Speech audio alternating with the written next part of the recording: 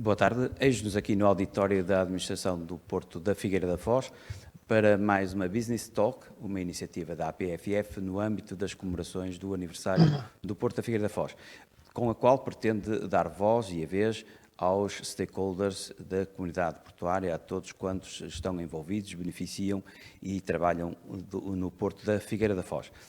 Nesta Business Talk vamos ter no lançamento uma apresentação do Comandante João Soares, a quem agradeço está connosco através da plataforma Zoom, para fazer uma apresentação sobre a importância dos portos de pequena e média dimensão, o seu papel estratégico, uma questão de absoluta atualidade para mais no contexto atual do setor marítimo portuário.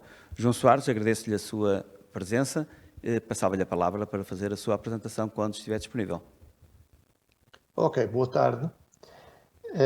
Eu agradeço o convite, foi inesperado, porque eu há muitos anos que não tenho qualquer tipo de operação ou de relação de negócio com o Porto da Figueira da Foz e estive a pensar na melhor maneira de fazer esta apresentação e a melhor maneira foi de o fazer como se estivesse a apresentá-la a um potencial cliente ou interessado no Porto, quer do ponto de vista da operação portuária ou do ponto de vista da utilização do Porto, do operador marítimo. E assim fiz, como consultor também sou, assim o fiz e tive que estudar um pouco a atualidade do Porto da Figueira da Foz. E nada mais do que começar com o que é o Porto em si. Tem 900 metros de cais, 3 terminais, armazenagem a coberto e descoberto. Relativamente aos navios, tem limitações, atualmente 120 metros de comprimento a 100 metros de comprimento quando é para além da ponte, para montante da ponte que existe, do engenheiro, não me recordo agora do nome, mas um grande engenheiro de pontes, mas que está a ser previsto poder aumentar o comprimento dos navios para 140 metros depois do investimento que será feito na entrada da Barra. O Edgar Cardoso, lembrei-me agora, o engenheiro Edgar Cardoso. A boca são 18 metros e meio, máximo, e o calado 6 metros e meio, 6 metros para além da ponte Edgar Cardoso, e que está previsto também que possa atingir os 8 metros após o investimento na melhoria das condições da barra. O airdraft, relativamente à ponte, são de 32 metros, portanto, o calado aéreo dos navios, para uma maré de 3 metros, e estas são as limitações que temos e, com isso, temos que jogar. O Porto tem 3 terminais, um terminal de carga geral, um de granéis sólidos e um de granéis líquidos, e também tem uma zona de atividades logísticas potencial. Para além disso, tem 2 zonas de expansão, sendo uma delas logo a montante da ponte, com cerca de 5,1 hectares de terraplenos, e a outra um pouco a montante do terminal de granéis líquidos, com cerca de 6,1 hectares, sendo muito interessante por causa do ramal ferroviário que aqui tem e que pode ser muito interessante para outro tipo de atividades. Vendo um pouco mais em detalhe as áreas, são 2,5 hectares de terraplenos, com 6.700 metros quadrados de área coberta de armazenagem de granéis, 1,2 hectares de área de armazenagem de contentores e poderá receber navios feeder até 700 teus de capacidade. Em relação aos granéis líquidos, tem uma capacidade de tancagem de 1.600 metros cúbicos e, na margem sul, tem cerca de 50 hectares de áreas para desenvolvimento de atividades logísticas, o que hoje em dia é muito interessante para um porto. Temos, é claro, que ver como é que evoluíram a movimentação de cargas, quantidades de carga movimentadas no porto, e vê-se que tem rondado nos últimos anos, nos últimos pelo menos 8, 9 anos, rondado à volta dos 2 milhões de toneladas, sendo sempre interessante verificar que as exportações são em maior quantidade do que as importações. Não obstante, não tem havido desenvolvimento em relação à quantidade de carga movimentada. Quando se segrega esta carga movimentada, no ano de 2020, vê-se que são cerca de 51% é a carga geral fracionada, seguida de granéis sólidos com 41% e a carga containerizada com 7,2%, sendo as granéis líquidos relativamente residual. Depois é preciso termos em consideração o posicionamento do Porto da Figueira da Foz no sistema portuário nacional, estando representando cerca de 2,6% do movimento em toneladas no ano de 2020. Segundo o INE, é claro. Quando olhamos também para o movimento de contentores, vimos que aqui entre 2014 e 2017 houve um aumento, mas depois tem estado estagnado, em média, quase a chegar aos 20 mil TEUs por ano, que são cerca de 9.500 contentores por ano de movimento. A questão do movimento de contentores interessa principalmente para potenciais operadores portuários que estejam interessados no Porto, saber qual é a dimensão do movimento, porque ganham ao movimento e não ao TEU, habitualmente. Quando olhamos para os dados do INE e em relação a 2019 e por tipos de mercadoria com base no NST de 2007, que definiu os grupos de mercadorias, vemos que na descarga serão os produtos agrícolas e de produção animal, que têm cerca de 44%. Depois temos as matérias-primas com 26%. Temos também os produtos não energéticos e da indústria extrativa, portanto temos aqui minérios que foram importados, cerca de 18%, e depois a madeira e cortiça, deve ser essencialmente madeira, com cerca de 1,6% nas descargas. O resto é residual, 0,3%. Nas cargas, é claro que nada será de espantar, que seja a pasta e o papel a ocupar o lugar cimeiro nas cargas exportadas, cerca de 58%, e seguindo depois uns granéis que deduzo que possam ser minérios, com 25%. É preciso termos em consideração que o Porto da Figueira da Foz, tal como o de Viana do Castelo, o de Portimão e o de Faro, são considerados no Sistema Portuário Nacional portos secundários. Ora, isso não quer dizer que não possam ter uma importância no Sistema Portuário Nacional e principalmente no sistema logístico do país e na economia do país. Quando olhamos aqui do lado esquerdo, vemos as isócronas, que são linhas de igual tempo, em que nos mostra, em relação às zonas das várias cores, qual é o tempo que demora a chegar uma carga aos vários portos.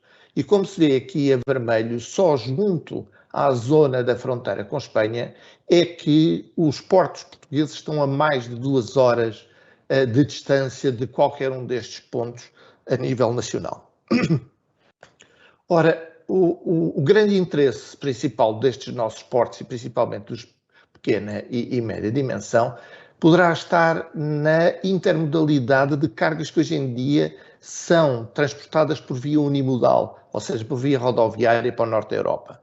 E quando foi feito um estudo há vários anos sobre isso, verificaram-se os principais centros de massa dessas cargas no nosso país.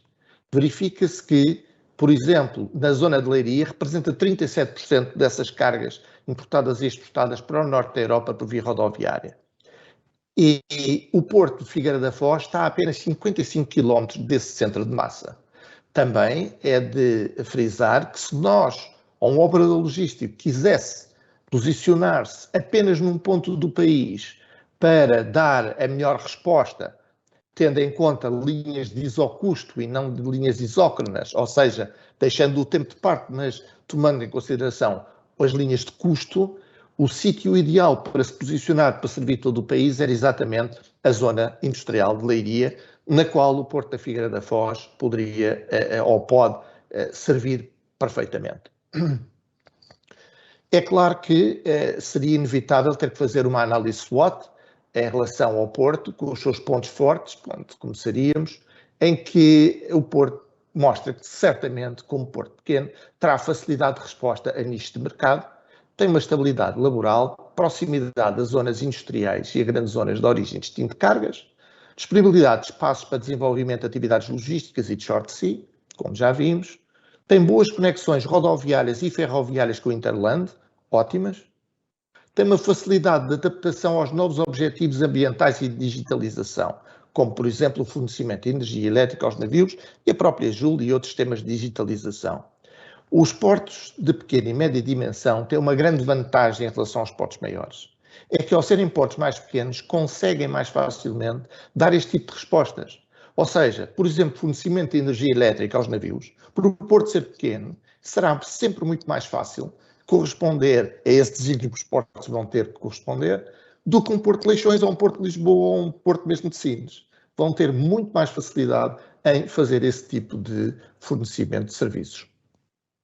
Nos pontos fracos, é claro que temos as limitações das dimensões dos navios e, portanto, temos que viver com elas. As limitações nas acessibilidades marítimas em caso de mau tempo, mas isso, normalmente, os outros portos de maior dimensão também têm e sofrem com isso. A proximidade de portos de maior dimensão é um ponto fraco, mas ultrapassável. Agora, há a falta de poder de lobby, como um porto pequeno não tem o mesmo lobby de um porto de maiores dimensões. A falta também de reconhecimento da importância económica e estratégica dos portos de pequena e média dimensão para a região onde estão situados e, por consequência, para o país, porque algo que é estratégico para uma região é estratégico para o país. A dificuldade no acesso a financiamentos e a falta de um plano estratégico bem definido e de longo prazo. Falta-nos muito os planos estratégicos, um plano estratégico a nível nacional para o nosso sistema portuário e depois um plano estratégico dentro desse a nível nacional, um plano estratégico para cada um dos nossos portos. E que depois que se cumpra, porque planos estratégicos já se fizeram muitos, o seu cumprimento é que deixa muito depois a desejar. Oportunidades neste porto. Certeza que é um porto que pode responder facilmente a nichos de mercado que não são atraentes para portos de maior dimensão. A especialização e investimento em atividades não tradicionais e novas indústrias emergentes, por exemplo, as energias renováveis e o apoio à produção de energia offshore, entre muitas outras. A ligação a outros portos de dimensão semelhante, partilhando experiências e apoiando novos serviços e soluções de transporte, e não só, através de uma cooperação aberta e profícua para ambos. Esta é uma das grandes chaves de evolução dos portos de pequena e média dimensão e que deveriam ser perseguidas com grande rapidez e abertura, principalmente agora. Servir de alternativa a outros portos de maiores dimensões que estejam congestionados ou em que certos nichos de mercado possam ter deixado de ser interessantes. E há que desenvolver estratégias de longo prazo e cumprir com as mesmas, conforme já tinha referido, dando assim uma garantia de estabilidade a quem pretende investir e usar o porto. Este é o principal sinal. É uma estratégia, mantê-la, adaptá-la nos casos necessários de evolução, mas mantê-la ao longo do tempo. Porque sem isso, ninguém vai estar a investir num porto de pequena e média dimensão. As ameaças são a falta de suporte político, é uma delas. Pouco se ouve falar nos portos pequenos. A falta de decisões por parte do acionista, neste caso o Estado. Falta de competitividade por não ter massa crítica. A falta de acesso a financiamento para novos projetos. A estagnação do volume movimentado por falta de procura de novos mercados. O imobilismo e o conformismo. Estas são as principais ameaças. Não se pode viver no imobilismo e no conformismo. Deixo depois aqui o quadro completo das análises SWOT e depois partilharei convosco esta apresentação. Agora, lançaria aqui algumas questões para vos chamar a atenção do que é que serviu de base a esta análise SWOT. Reparem que em julho de 2015, a Autoridade da Concorrência, quando fez a sua análise da concorrência portuária, já mencionava que o Estado deveria prever restrições à imposição às administrações portuárias da distribuição excessiva de dividendos, para não comprometer a sua sustentabilidade económica ou financeira e a sua capacidade de investimento e não obrigar a uma oneração excessiva também dos utilizadores dos portos. Por isso mesmo se tinha falado várias vezes, ao longo deste tempo, da criação de um fundo de investimento com os dividendos dos portos todos para voltar a investir esse valor nos mesmos. E nada se fez. Muito se falou, nada se fez. Na Estratégia Nacional para o Mar, de 2013-2020, isto foi feito em abril de 2013, já se revelava que no contexto da Estratégia da Europa, 2020, onde já passámos, foi o ano passado, que havia a necessidade da transferência do tráfego de mercadorias intra-europeu de distâncias superiores a 300 km para os modos ferroviário, marítimo e fluvial, em que havia que promover o transporte marítimo de curta distância e a dinamização de autoestradas no mar. Mas nada foi feito, absolutamente nada. E toda a gente sabe, minimamente informada, que a transferência modal do modo rodoviário para uma solução intermodal com base no transporte marítimo proporcionaria imediatamente uma redução das emissões de CO2 superior a 30%. E nada se fez. Os Small and Medium-Sized Ports, há muito que têm este desafio da sua inadequação da capacidade e de volume em relação ao boom económico a nível mundial, não é? Mas a criação das tais novas rotas aplicadas a portos idênticos, chamemos-lhe assim, ou de igual dimensão, dar-lhes-ia um novo alento e um novo desenvolvimento, não é? Estes portos de pequena e média dimensão têm que optar por estratégias de criação de novas rotas com outros portos semelhantes e assim conseguir o seu desenvolvimento. Dou-vos como exemplo, isto está acessível na internet, o PAC2 foi um programa que juntou dois programas, o PATCH e o C2C. O que é isto? O PATCH era um programa de Ports Adapting to Change, todos de pequenos portos. E o segundo programa é o Connect to Compete, era um programa de ligar portos de forma a os tornar mais competitivos.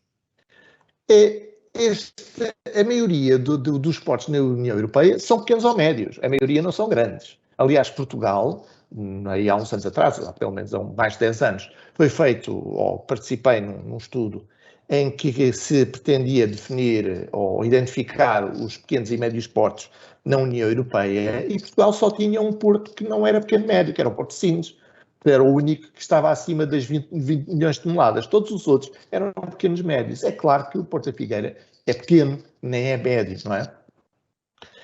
Ora, estes portos servem, é claro, os mercados locais ou regionais, em vez dos mercados nacionais ou internacionais. Mas isso não quer dizer que não tenham uma importância económica relevante, porque são uma criação até de emprego, uma criação de valor. E, portanto, tem que ser dado valor aos seus pontos fortes, ao seu valor e à sua contribuição. É fundamental identificar exatamente o valor que têm e depois acarinhá-lo e desenvolvê-lo. Vou-vos dar aqui um exemplo de um daqueles portos que participou naquela C2 C2C, Cooperate to Compete, que é o Porto de New Haven, que está a 120 km ao sul de Londres e, como veem, até é um porto um pouco semelhante ao Porto da Figueira da Foz. Eu vou pô-lo agora, depois deitado, para verem melhor. De carga, não atinge 1 milhão de toneladas em 2019. Tem uns cais, alguns normais e 2 ro-ro, com um total de 800 metros de comprimento. Portanto, não anda longe do caso da Figueira. Os navios até têm que ser menores, em alguns casos, do que os navios da Figueira, 82 metros, e 145 metros navio ro-ro, que é interessante. Comprimento 112 metros, sujeito à avaliação se for 120 ou até maiores, bocas 20 metros e calado 5, 6 metros. Como veem, não está muito longe daquilo que temos na Figueira. E se virmos a disposição do porto, é um porto com alguma semelhança ao Porto da Figueira. E, portanto, seria, por exemplo, hipoteticamente, deve haver muitos mais, um candidato a uma conversa sobre o que é que poderão fazer juntos, já que o tráfego com o Reino Unido está complicado por caminhão e, portanto, por via marítima seria o mais interessante. Relativamente ainda a algo que se devia ter feito e não se fez. O Livro Branco 2011-2050, que ainda está aí, previa que até 2016 se revisse a tributação dos combustíveis para motores, identificando a componente CO2, ou seja, incorporar os custos externos marginais dos modos de transporte em que havia a taxação do CO2 e também a taxa de utilização das infraestruturas para os veículos pesados. Porque o transporte rodoviário não paga corretamente a taxa de utilização das infraestruturas, tal como os navios pagam. Os navios têm que pagar as suas taxas de utilização portuária, têm que pagar a utilização das infraestruturas portuárias. Os caminhões não, se forem portadas nacionais, não pagam absolutamente nada. E que havia que avaliar os sistemas vigentes de tarifação das infraestruturas rodoviárias. Cá está. Foi feita alguma coisa até 2016? Absolutamente nada. Havia que elaborar orientações para aplicar taxas de internalização aos veículos rodoviários. Não foi feito nada.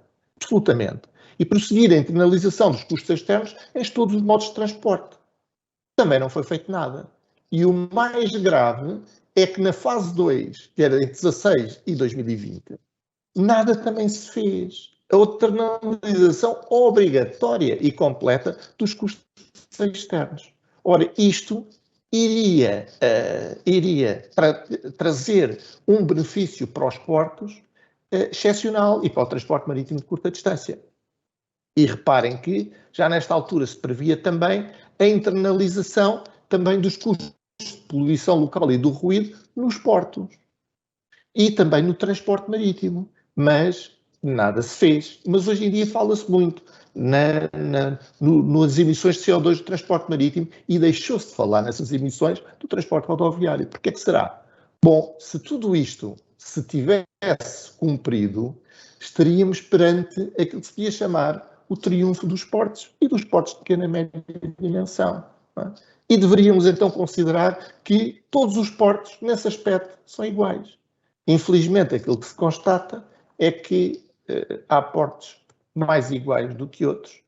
E gostaria só agora de terminar, porque ainda me faltam 2 minutos e chega, para vos dizer o quanto é importante, ou a visão que muitas vezes nos falta da importância de um porto local e regional, como o Porto da Figueira da Foz. A última operação que eu tive no Porto da Figueira da Foz foi há 32 anos. E estava eu a iniciar os meus passos como diretor comercial e operacional de um armador nacional, e que foi com a Selby, e aqui presto homenagem a um homem que muito defendeu sempre o Porto da Figueira da Foz, que foi o Sr. Henrique Lucas, e foi com ele, com a Selby, que me desloquei no dia 1 de fevereiro de 1989 aos Açores, à Ilha Terceira, para estudar a forma de trazer torres de eucalipto que a Selby lá tinha para a Figueira da Foz em navios completos. Depois de fazer toda a análise, todo o estudo, e sim senhora, de ter arranjado a solução, e fizemos vários carregamentos, eu sugeri-lhe, como também bom logístico, sugeri-lhe, mas ouça, Sr. Henrique Lucas, tenho aqui uma alternativa, porque é que a gente não carrega os torres de eucalipto em fletes de 20 pés, e isso vem nos nossos navios de porta-contentores, em vez de vir navios completos. Nós trazemos isso nos nossos navios porta-contentores, que vêm com pouca carga dos Açores, para Lisboa, e aí embarcamos no comboio para a Figueira da Foz. Bom, o homem ficou possesso e disse, nem me fale nisso, mas é que nem me venha propor isso. Nem que isso seja mais barato. Eu não quero nem ouvir falar nisso. Nem penso nisso. Nós temos um porto à nossa porta para servir a nossa indústria. Na nossa indústria não pode virar as costas a esse porto. Nós temos que fazer tudo para trazer a carga para esse porto e apoiar esse porto e o seu desenvolvimento. Portanto, nem me falo nisso, porque eu sou Lucas, mas só sou Lucas de nome. E então a discussão ficou aí. O homem defendeu e muito bem e tinha a certeza do interesse estratégico para este porto e da sua importância para a economia da região, para o emprego que traz à região e o benefício que traz à indústria. E pronto, e terminei. Ok, João Soares. Obrigado pela sua comunicação, conseguiu cumprir na íntegra o tempo que lhe estava destinado e, de facto, deixou aqui muita informação que importa reter, desde logo partilhar e sobre a qual também iremos refletir aqui um pouco com os nossos convidados. Eu aqui ao meu lado, e por mim passo a apresentar os colegas de painel, que compõem o painel com o João Soares, tenho a partir da minha esquerda a Susana Pinho, da Oper Foz, o Luís Vasconcelos, da Comunidade Portuária da Figueira da Foz, e o Diogo Marecos, da ILPOR. Obrigado a todos por estarem aqui connosco e eu começava a palavra, enfim, pelo ponto de vista institucional, à comunidade portuária. O Luís Vasconcelos, uma primeira reação, uma primeira reflexão que esta apresentação do João Soares lhe motiva. Eu vou ser um bocadinho polémico. Sou um apologista dos portos regionais, os portos como pilares de desenvolvimento da região, mas quando diz que se deve aumentar as taxas à concorrência, eu digo que não, que se devem baixar os custos e aumentar a eficiência dos portos. não é aumentando mais custos marginais à indústria portuguesa, que já tem que lutar, sabe-se lá com o quê, que vamos dar competitividade à indústria e aos portos. Diria também, comentando a sua última frase, gostei muito, que é a indústria não pode virar as costas ao Porto, mas o Porto também não pode virar as costas à indústria. Sendo otimista, o facto de eu estar aqui a falar, e em nome da comunidade portuária, há apenas 2 comunidades portuárias no país onde os carregadores, isto é, o cliente final do Porto, tem assento. Figueira da Foz e Aveiro. Em todos os outros, há uma barreira entre a comunidade portuária e quem, na realidade, depende dos portos. Se o Porto for competitivo, nós somos competitivos. Se nós formos competitivos, trazemos movimento ao Porto. É um ciclo que temos que respeitar todos e que, hoje em dia, com as limitações sobre a descarbonização, os portos regionais são fundamentais para o equilíbrio entre o crescimento industrial e a menor poluição. Nós somos um país que não temos nada e nós fomentamos muitas exportações, mas não temos nem sequer matéria-prima. Se não importarmos a preços competitivos, não vamos conseguir exportar a preços competitivos. Por isso, diria que os portos portugueses e os portos regionais e os portos, eu diria quase, os portos de bairro, como podemos quase chamar aqui, que são perto da indústria, têm uma dupla função: acesso a matérias-primas competitivas e, por outro lado, possibilitar a exportação a preços competitivos do produto da indústria envolvente. Um porto com saúde traz saúde à indústria, uma indústria com saúde traz saúde ao porto. Ok, obrigado, Luís Vasconcelos. Susana Pinho, uma primeira impressão sobre esta comunicação e as reflexões que o João Soares partilhou connosco. Boa tarde a todos. O João Soares referia que uma grande parte da quantidade movimentada pelo Porto da Figueira, mais aproximadamente 66%, é a carga de exportação. Como referiu também, nós movimentamos cerca de 2 milhões de toneladas em 900 metros de cais, sendo que uma posição é dedicada a contentores, resumimos a 750 metros de cais. Isto não se encontra em nenhum porto, esta eficiência não se encontra em nenhum porto. Isto só é possível porque a Operfoz, a Operfoz, enquanto operador portuário da Figueira da Foz, insiste em que o facto de nós sermos competitivos é muito importante para a indústria e é isto que torna a indústria envolvente também competitiva até chegar ao cliente final. Portanto, num contexto pós-pandémico, eu diria que portos regionais como o Porto da Figueira da Foz têm uma importância estratégica e que crescerá num futuro muito, muito próximo. Muito bem. Diogo Marecos, a Ilport tem presença a nível nacional, nos grandes portos, se lhes pudermos chamar à escala nacional. São grandes portos e nos portos mais pequenos, como é o caso da Figueira da Foz. Perguntava-lhe também uma primeira reação, digamos, a estas palavras do João Soares. Boa tarde, obrigado pelo convite e tentar ser muito sintético. Obviamente, o Ilport é um operador portuário de dimensão internacional. Nós estamos presentes em 10 países, em Portugal desde 2016 e, obviamente, também aqui na Figueira da Foz. A apresentação, de facto, elucida aqui a importância do Porto da Figueira da Foz. É uma infraestrutura que, como aqui foi dito, está extremamente ligada à indústria, mas não só, também às populações. E é exatamente isso que nós esperamos deste género de infraestruturas, é que sirvam quem transforma, quem precisa de adquirir, para exportar, porque é assim que nós somos competitivos a nível internacional, enquanto país, enquanto economia, mas também que abasteça as suas populações. E, à sua escala, de facto, o Porto da Figueira da Foz tem demonstrado essa capacidade, essa resiliência e numa altura de disrupção, numa altura em que temos uma crise financeira com quase toda a certeza instalada, em que a maior parte do comércio internacional, 80% do seu volume, é feito através dos portos. É uma bênção para qualquer país ter infraestruturas como estas. E nós não nos podemos esquecer disto. Não são todos os países têm acesso direto às rotas atlânticas. E muitas vezes todos nós esquecemos da importância destas autoestradas do comércio que são efetivamente.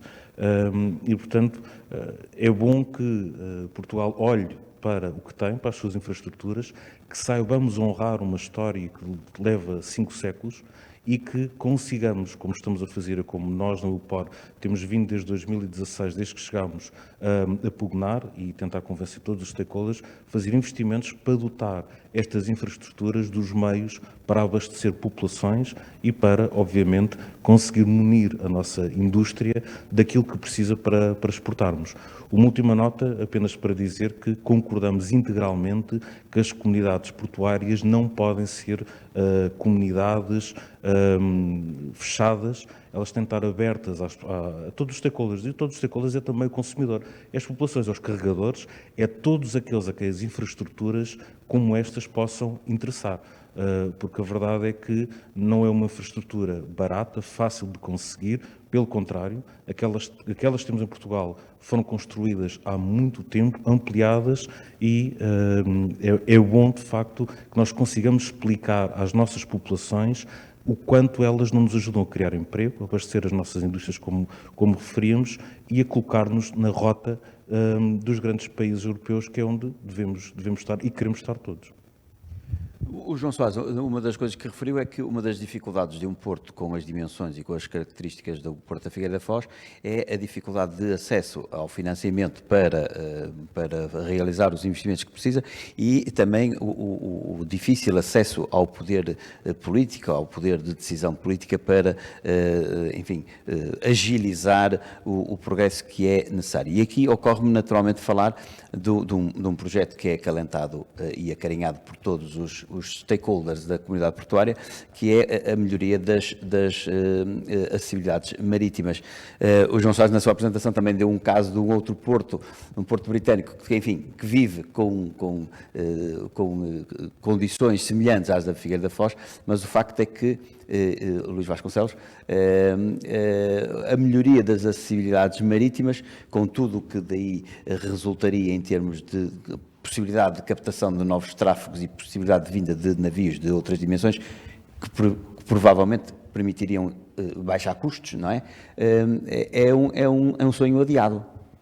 É um sonho adiado. Eu aqui pego nas palavras do João Soares e diria que é por causa das rendas e dos dividendos. Se houvesse um fundo de investimentos onde fossem arrumados os dividendos dos portos, por exemplo, neste caso da acessibilidade em Figueira, há um projeto em curso em que o próprio Porto participa, a iniciativa privada participa e para as ordens dos 60% ou 65% é preciso um apoio financeiro externo. Estamos a falar de, não chegou a 2 dezenas de milhões de euros, envolvente num projeto que dá a estabilidade, a profundidade e a acessibilidade do Porto de Aveiro. Se olharmos o que paga em, agora vou ser muito mau, o que paga em rendas o Porto de Leixões, ou até às vezes o Porto de Aveiro em impostos sobre o que o Porto rende, num ano arranjava um financiamento interno, não é preciso pedir esmola à Europa, interno, entre os próprios portos, para estabilizar a acessibilidade no Porto da Figueira. Andamos à espera de esmolas da Europa, pior ainda esmolas de Lisboa, quando se calhar entre Leixões, Aveiro, Figueira, podíamos criar aqui uma rede de portos, quase autónomas financeiramente, e com, diria, desenvolvimentos benéficos das infraestruturas. Eu volto a ser mau, eu sou um grande cliente do Porto de Leixões, acho belíssimo o Titã, mas os que estão no Titã já era quase um terço que nos falta para pôr o Porto da Figueira acessível 360 dias por ano a navios meio calado. Susana Pinho, navios de 140 metros de comprimento, 8 metros de calado, seria enfim, o possível com a melhoria. Para um operador portuário, do que é que estamos a falar? O que é que isso, que upgrade de potencial de atividade pode representar isso? Eu diria que os nossos clientes, os nossos principais clientes, tornar-se-iam mais competitivos pela redução dos seus custos, ou seja, navios maiores, custos por tonelada mais pequenos, porque a economia de escala assim o dita. A Operfoz está preparada para esta nova fase do Porto, a nível de equipamentos, de infraestruturas, portanto estamos preparados para atender estes navios e os nossos clientes, alguns deles estão ansiosos por este investimento, exatamente pelas razões que acabei de dizer. Neste contexto, nesta disrupção que vivemos atualmente, onde os fretes estão extremamente caros, não só nos contentores, que não é um tráfego que nos diga diretamente respeito, mas sim mais a carga geral, os clientes dos portos mais pequenos perdem alguma competitividade porque não têm escala para reduzir os seus custos por tonelada.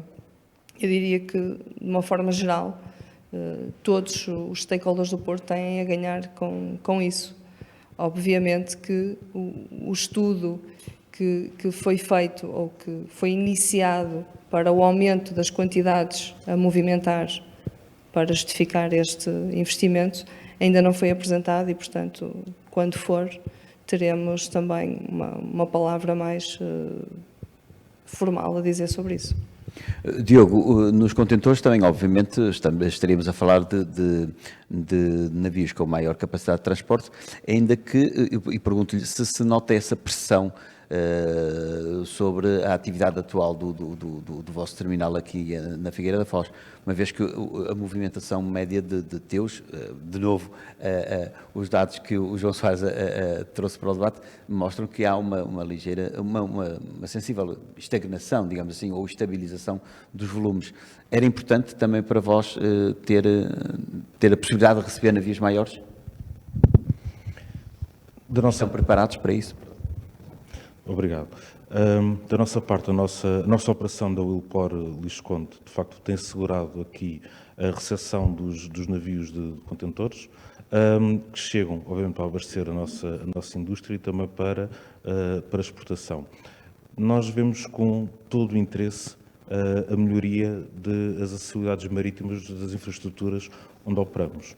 E, portanto, naturalmente, estamos sempre do lado das soluções que permitam acompanhar as movimentações internacionais de mercadorias. E a economia tem-nos mostrado que, de facto, os navios estão a crescer em tamanho, naquilo que têm de levar, e os desafios são bastantes. Obviamente que os portos que têm capacidade para receber navios maiores têm sempre uma capacidade de atrair novos serviços, de conseguirem novas cargas, haja para isso indústria e consumidores para poder manter. Portanto, da nossa parte, obviamente, fazemos parte sempre da solução e estamos completamente comprometidos com a economia portuguesa e com, obviamente, as infraestruturas e as comunidades onde estamos inseridos. Relativamente àquilo que é o movimento de contentores na Figueira da Foz, nós passamos, à semelhança de outros dois portos, por alguma instabilidade social, coisa que foi resolvida e, portanto, os números que vimos há pouco na apresentação revelam isso mesmo. A verdade é que, desde 2019, também fizemos parte da solução, juntamente com os outros operadores, a solução do futuro, de estabilidade laboral que é tão importante na Europa e nas infraestruturas, porque a verdade é que nós não nos basta ter bons fundos, precisamos também de ter bom equipamento e ter pessoas. Isto continua a ser um negócio de pessoas para pessoas. E, portanto, só com todos caminhar para o mesmo rumo é que conseguimos chegar ao bom porto. E a tal estagnação que se falava há bocadinho é, de facto, um reflexo disso mesmo. O Porto vai continuar a crescer, vai crescer também na carga contentorizada e, obviamente, vamos todos saber responder positivamente a este reforço e às necessidades daquilo que o mercado nos apresenta.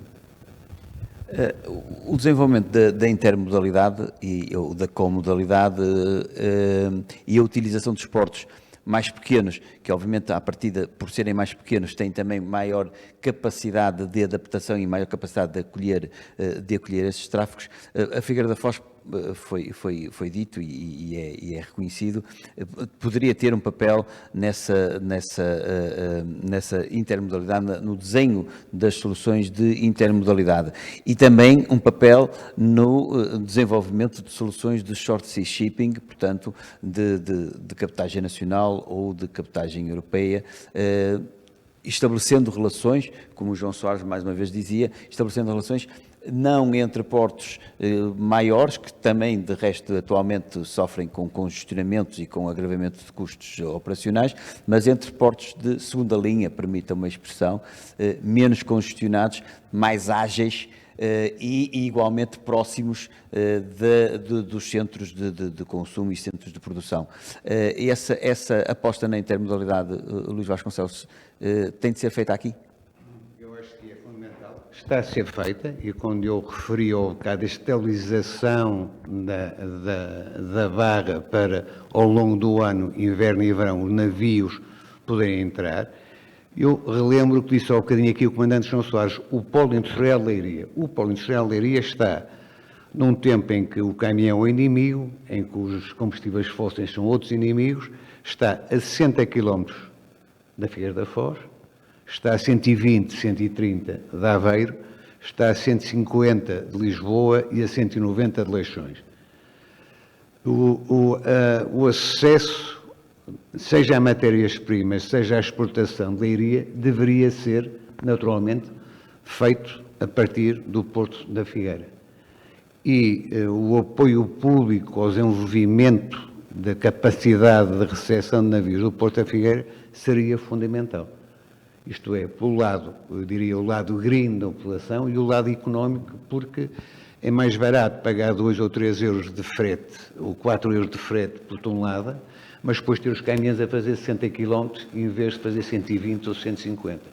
Eu acho que é fundamental repensarmos o papel dos portos regionais, e como aqui foi dito muito bem, nós temos uma autoestrada aqui à porta, poucos países têm essa sorte, isto é, nós temos 200 km de profundidade para o interior, são 2 horas para a Espanha, 1 hora para o meio do país e o resto é autoestrada.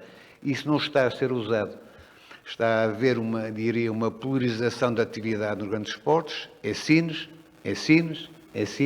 e o resto nem é falado, nem existe. E devia haver uma complementariedade muito grande, mesmo entre os short sea, sei lá, Sines pode ser um pilar de distribuição para o resto do país, em vez de vir por caminhão, vem por navio. E eu diria que era uma estrutura, diria, transregional, baseada nos pilares regionais, que são os portos já existentes, como aqui foi dito, foram investimentos grandes e já com algumas dezenas, alguns com séculos, e a potenciar a sorte que temos para, numa altura em que se está a mudar o paradigma do transporte, podemos usar os portos competitivos e navios competitivos. Nós vimos que o aumento de eficiência que nos proporcionam, por exemplo, os operadores portuários, que embaratece substancialmente o custo da matéria-prima. Se nós trabalhássemos com os mesmos meios nos portos que trabalhávamos há 20 anos atrás, os custos deviam ser o dobro ou o triplo. Temos que aproveitar a sorte da nossa localização geográfica, nossa portuguesa e dos portos portugueses, e potenciar ao máximo a utilização do mar como um meio de transporte. Susana Pinho, vocês, enquanto operador portuário de carga não contentorizada, podem ajudar muito nessa combinação de soluções de transporte, de combinação de acondicionamento de cargas para, enfim, tirar o melhor partido de todos os modos, para não entrarmos em disputas entre modos, porque eles de facto são complementares e todos têm as suas mais-valias e, portanto, vocês estão a fazer esse trabalho, projetam a fazer esse trabalho? Eu queria só dizer uma coisa. O João Soares referiu na análise SWOT que nós estávamos um bocadinho apáticos comercialmente, não sei exatamente quais as palavras que usou, mas eu devo referir que é positivo que num contexto pandémico como nós vivemos nos últimos 2 anos, o Porto da Figueira da Foz foi capaz de estabilizar a tonelagem movimentada. E isto, de facto, só é possível porque nós temos uma proximidade muito grande com os nossos clientes, somos um porto regional que serve a economia local e, portanto, é uma grande vantagem não termos perdido carga. e, portanto, tal à semelhança dos restantes portos nacionais. À parte disso, eu queria só dizer uma operação muito recente que a Operfos tem e que vem um bocadinho ao encontro disto. Nós somos um cluster de produtos, portanto, de produtos florestais, não só a pasta, mas como a relaria de eucalipto, o papel, as madeiras, e nós recebemos aqui na Figueira da Foz pasta vinda do Chile. Portanto, é uma operação relativamente recente, da qual distribuímos, a partir daqui, para Portugal e Espanha, portanto, a costa atlântica. É um tráfego novo, que vem de uma parceria com um operador europeu, de um porto grande, que é o porto de Flushing, mas que vem neste seguimento, ou seja, a pasta é importada diretamente do Chile, faz transshipment em Flushing, é armazenada nos nossos armazéns, sem destino final, e depois é distribuída consoante as necessidades de clientes que vão desde Torres Novas até Santiago de Compostela, portanto, toda esta franja de indústria que consome estes produtos é abastecida hoje pelo Porto da Figueira, retirando muitos caminhões da estrada que vinham de outras origens com a pasta para estes locais. Portanto, é um exemplo daquilo que nós fazemos e que temos expectativa de fazer num futuro próximo, portanto, crescer. Replicar estas parcerias. Diogo, a Ilpor, e agora vamos extravasar o âmbito geográfico da Figueira da Foz, mas a Ilpor está com um projeto de alargar o Interland dos seus terminais portuários, caminhar para a terra e, por outro lado, utilizar os seus terminais portuários como verdadeiras plataformas, aportando mais valor à carga e logo aos seus titulares. Aqui, estando vocês também sendo este porto um porto exportador, vincadamente exportador, ligado a importantes clusters industriais, vocês também pretendem implementar essa estratégia aqui? A verdade é que o caminho natural de Portugal é Espanha. Nós temos uma costa atlântica, como foi aqui referido, uma situação geográfica ímpar, da qual temos de saber tirar o partido natural. O mercado português é um mercado estável, maduro, mas estável. Nós movimentamos, em Portugal, a nível de carga contentorizada, cerca de 3 milhões de teus. Espanha, por ano, movimenta 17 milhões. E a verdade é que nós assistimos, nas últimas décadas, a um aproveitamento feroz, combativo, pela parte positiva, claro, de Espanha, na utilização dos seus recursos naturais. E nós temos os portos do sul de Espanha que se uniram, que estão extremamente bem fechados a nível de equipamento, são infraestruturas que servem a Europa, não só no transshipment, mas a verdade é que conseguiram fazer aquilo que Portugal deveria estar a acompanhar. E, portanto, o nosso caminho natural é fazermos o mesmo percurso, é termos bons investimentos, com tecnologia de ponta, para que consigamos ir buscar cargas que inclusive não são portuguesas. Nós ainda hoje temos carga a servir a nossa indústria e bens que são consumidos por nós a chegar via os portos espanhóis. E são essas cargas que nós temos de ir buscar. Além de, claro, das cargas que conseguirmos ir também buscar aos portos espanhóis que estão nas zonas fronteiriças e, por que não, pensar até no meio do país, chegar até Madrid. E isso é algo também que na Figueira da Foz consegue-se fazer, porque nós temos, além da localização a nível de costa, também temos a ligação ferroviária. E temos aqui, de facto, uma boa indústria e a área de crescimento e de influência deste porto vai até à zona raiana, vai até à fronteira, vai até uma Covilhã, vai até uma Guarda. E, portanto, só não conseguimos passar daí se não quisermos. Portanto, o nosso caminho natural será sempre, enquanto operadores, e nós, na Ilpor, estamos completamente comprometidos com as economias dos países onde estamos, portanto, nós não estamos ligados muito ao transshipment, fazemos principalmente a ligação à nossa indústria e às populações, e, portanto, o caminho natural que temos estado a percorrer, e essa aposta natural, é, obviamente, irmos ao Interland e expandi-lo o mais possível pela Ibéria, dentro e, obviamente, para a Espanha. Luís Vasconcelos, de facto o Porto da Figueira da Foz é sobretudo exportador, mas também importa, até porque a indústria da região precisa de matéria-prima para transformar e para acrescentar valor, para depois voltar a exportar. Eu pergunto, há capacidade, há interesse, há viabilidade também de atrair, reduzindo ainda mais essas distâncias quilométricas, atrair empresas, atrair indústria para a área, para o próprio perímetro portuário ou para a sua zona envolvente, facilitando, agilizando ainda mais os fluxos de import e export? Acho que sim. Acho que um porto E há espaço para isso? competitivo e dinâmico é um acelerador para a economia local e, obviamente, vai atrair indústria e comércio para as suas zona de influência natural. Eu defendo muito a cabotagem, acho que estamos a assistir a um volto de face neste ano. Eu lembro-me que em 1500, 1600, para de Mértola a Lisboa ia-se de barco, descia-se o Guadiana, fazia-se o mar, e eu acho que vamos voltar um bocadinho essa circunstância, é retirar o tráfego interno e acelerar a cabotagem internacional e nacional. E o facto de termos na Figueira uma zona privilegiada que tem um porto já feito, com as suas dificuldades, mas tem sabido ultrapassar, é um potencial de desenvolvimento. Eu diria que os clusters vão ser feitos à volta dos portos, e aqui às vezes reflito um bocado sobre os portos secos, que ainda temos tanto para fazer nos portos à beira-mar.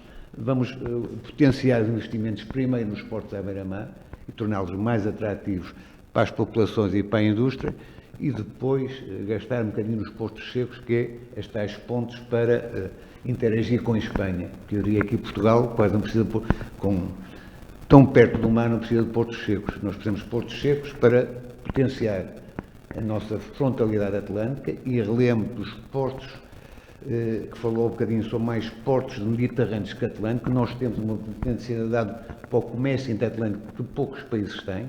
A Espanha, excepto Vigo ou Corunha, não tem muito acesso ao comércio atlântico. Nós temos, e temos fácil, e temos infraestruturas internas, sobretudo rodoviárias, que permitem ter aqui polos de distribuição e de desenvolvimento, sobretudo.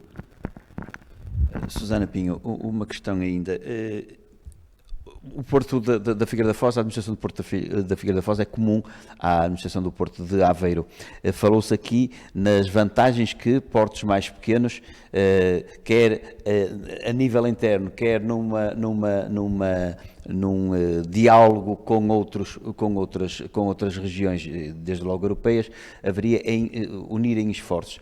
Neste caso, o poder haver aqui um tandem entre Aveiro e Figueira da Foz é positivo, porque pode haver algumas reticências e às vezes há alguns anticorpos, alguns regionalismos exacerbados. Neste caso pode ser vantajoso, até porque o Figueira da Foz não está na rede core dos portos.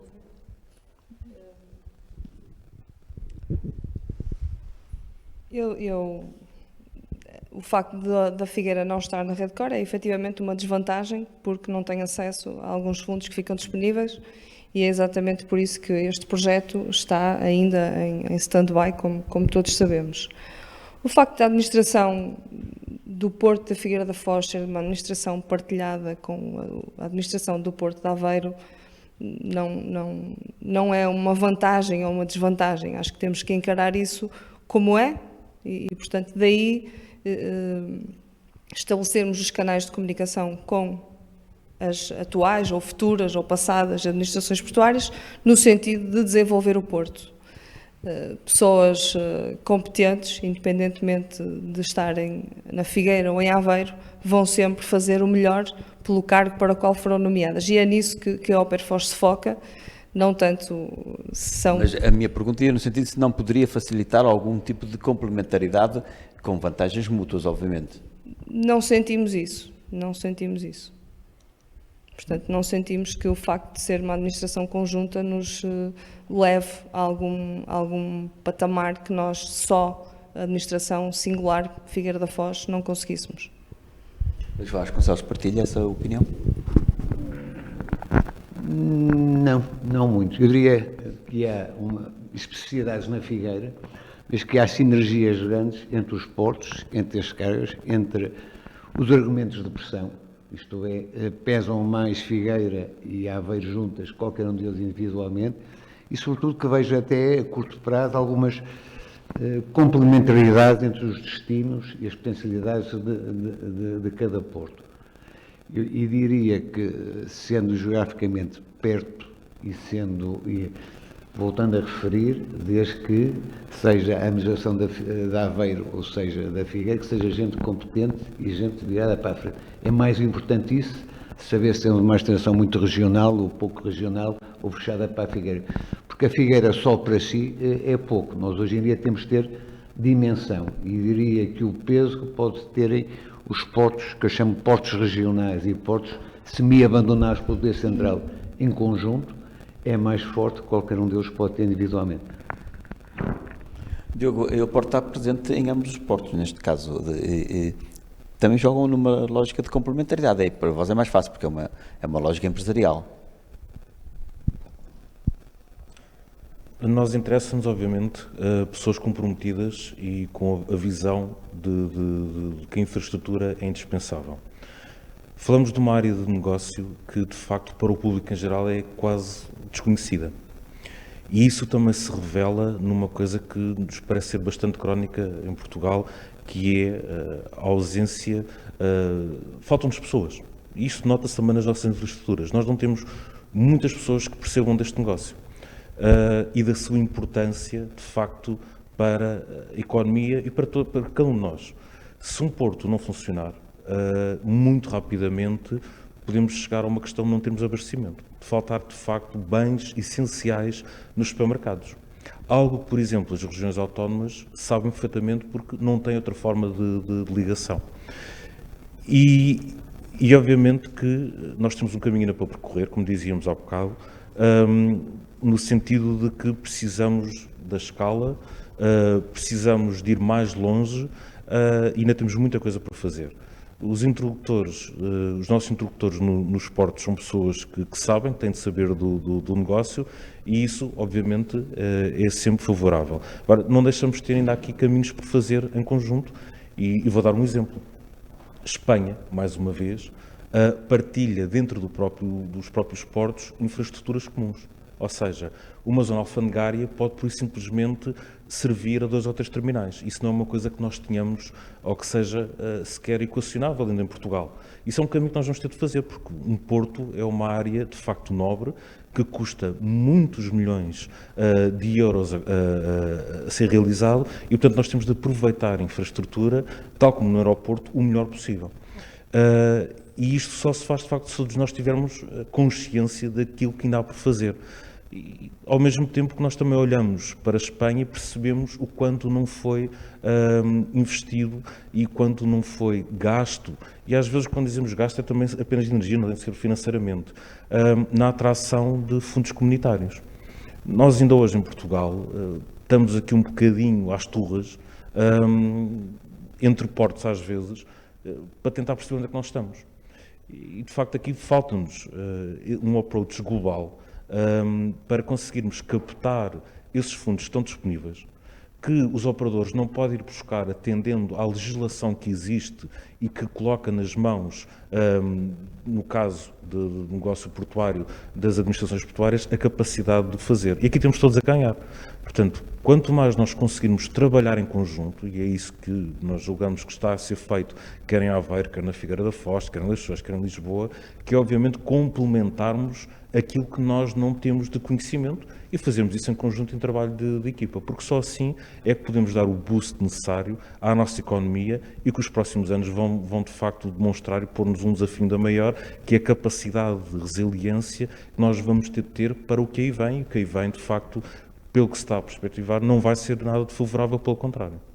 Portanto, estamos a falar de estratégia e eu desafiava-vos a terminarmos este debate precisamente pensando no plano estratégico do Porto da Figueira da Foz, o que é que cada um de vós enfim, e os players que vocês representam aqui, o que é que cada um de vós gostaria de ver plasmado na estratégia de curto, médio, longo prazo para o Porto da Figueira da Foz, no sentido de servir melhor a economia e, portanto, contribuir melhor para a economia da região e a economia do país, naturalmente. Pode começar a comunidade portuária. Eu diria que tem que ser uma estratégia integrada na estratégia dos outros portos. Isto é, não interessa ter uma estratégia apenas virada para a Figueira. O Diogo falou agora, falou bem, tem que se ter uma visão integrada das complementaridades e ter uma estratégia, diria, conjugada, por exemplo, a Figueira com Aveiro, com Leixões, acho que poderia e deveria acontecer. O plano estratégico do Porto de Aveiro, ou do Porto da Figueira, ou do Porto de Leixões até, não podem ser antagónicos, têm que caminhar num percurso comum, por isso é que eu defendo que haja alguma harmonia entre as administrações portuárias e que estejam, como aqui foi dito, todas viradas no sentido de servir as regiões para a qual trabalham e um bocadinho menos o poder central. Susana, está aí a tomar notas, partilhas connosco. Eu estava a dizer que num porto como o da Figueira, aquilo que nós gostaríamos de ver um bocadinho mais de empenho para melhorarmos é sermos mais competitivos. E quando eu digo sermos mais competitivos, digo mais flexíveis naquilo que nos enfraquece. Como, por exemplo, o Porto da Figueira serve essencialmente os portos europeus. Portanto, os navios que cá vêm operam em média num período de 24 horas e passam em Porto cerca de 50 horas. Isto para os navios que recebemos, portanto, com as origens e os destinos que têm, significa que um dia é perdido em Porto à espera de manobras de entrada e de saída. Ou seja, a flexibilidade que nós gostaríamos aqui de ver e que é muito importante para nós é ao nível das pilotagens, das entradas e saídas em Porto, da manutenção das acessibilidades, que são muito importantes para nós, independentemente de termos 6,5 metros atuais ou 8 metros no futuro. Portanto, mantermos sempre 6,5 metros é muito importante para nós e cuidarmos daquilo que temos, sempre com um objetivo futuro de sermos melhores, mais competitivos, para melhor servirmos os nossos clientes, enfim, e mantermos os 2 milhões de toneladas que temos mantido ao longo dos últimos anos. Diogo, sugestões para o plano estratégico? A nossa sugestão, que é uma sugestão que nós temos vindo a colocar em cima da mesa desde há muito, na maior parte, quando se fala de investimentos, regra geral, pede-se dinheiro. E pede-se dinheiro ao Estado. Nós não fazemos isso. Nós fazemos exatamente o percurso contrário. E isto pode ser um contexto, de facto, que pode apoiar esta ideia. O negócio portuário em Portugal, tal como no modelo europeu, assenta em concessões. Portanto, a nossa proposta para os portos portugueses é que tenhamos um modelo único de concessão, em vez de termos, como temos aqui, licenciamentos, porque isto traz vantagem para todos. Desde logo porque uma concessão permite um maior investimento por parte das empresas privadas. Portanto, uma empresa pode fazer um investimento de 40, 50 milhões de euros na aquisição de novo material e, obviamente, se for uma concessão, tem tempo para fazer a amortização para continuar a investir. Se nós olharmos para os nossos parceiros europeus, vemos de facto que há uma clivagem muito grande. Nós temos concessões na Europa que duram 75 anos, quando em Portugal temos concessões que no máximo duram apenas 30 anos. E esta alteração não é de sumenos, é de facto importante, porque quanto maior for a concessão, mais vai permitir à empresa privada colocar dinheiro e o seu próprio dinheiro. Portanto, não precisa de dinheiros públicos, de todos nós, para, obviamente, trazer e modernizar as infraestruturas. Se olharmos, por exemplo, para o caso alemão, que é um modelo de sucesso, vemos que o modelo de concessões são quase eternas. Cada vez que há a colocação de um novo pórtico, por exemplo, de uma nova grua para fazer a movimentação de contentores, de e para navio, automaticamente, através do modelo matemático, a concessão é aumentada. E o que é que isso permite? Permite que na Alemanha se tenha equipamento o mais moderno possível, que é a própria empresa privada, através dos seus próprios meios, a colocar na infraestrutura. E com isso tem ganhos de produtividade, de eficiência, capacidade de atrair novos clientes, movimentar mais mercadorias e servir áreas geográficas cada vez maiores.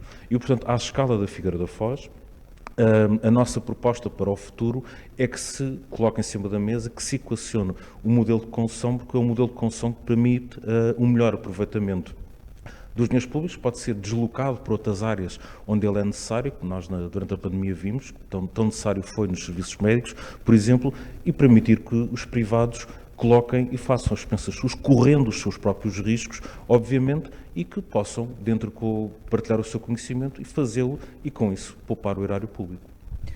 João Soares, agradeço o ter estado aí connosco. É evidente que o Zoom e o digital têm vantagens, mas têm essa desvantagem enorme. Se estivesse aqui ao nosso lado e participaria muito mais ativamente na conversa, ainda assim eu gostava de lhe dar um minuto para tecer algum comentário sobre o que aqui foi dito, ou nuancear alguma coisa que tenha feito que tenha dito na sua apresentação, agora com os inputs dos nossos convidados aqui em estúdio.